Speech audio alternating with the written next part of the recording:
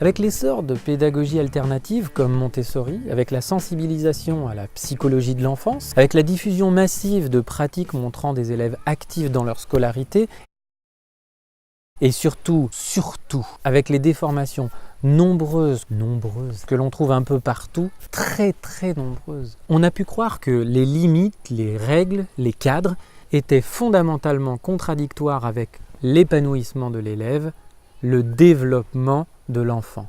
Vous êtes sûr que j'ai assez insisté ?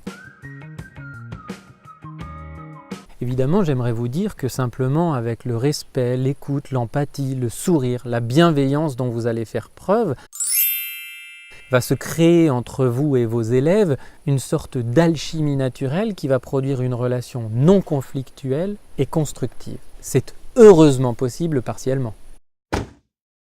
Mais voilà, vos élèves, lorsqu'ils ne sont pas dans votre classe, sont en récréation, à la cantine, chez un autre collègue, chez eux, et parfois, les relations sont très différentes de celles que vous souhaitez instaurer au sein de votre classe.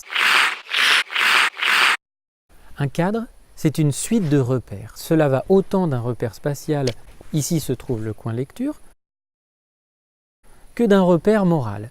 Ici, on ne s'insulte pas,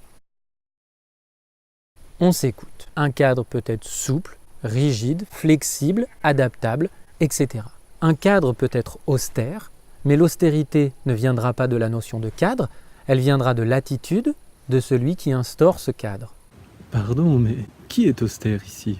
Et quand on va en cours, le cadre de la classe commence hors de la classe. Cela commence par le fait que l'on se salue.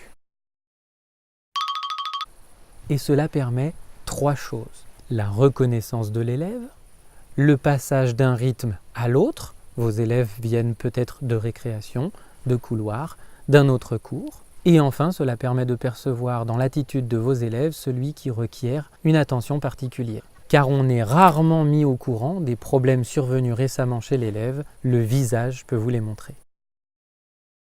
Il se peut que pour certaines classes, pour certains moments de notre enseignement, on ait besoin d'outils explicites pour favoriser un climat constructif en classe. Avec le socle commun et la compétence formation de la personne et du citoyen, le respect, l'écoute de l'autre sont des compétences à valider. Il y a longtemps, une collègue m'avait montré ceci. À la fin de chaque heure, elle attribuait des croix. Elle cachait les plus basses cases pour faire monter la note de l'élève et les plus hautes pour la faire baisser.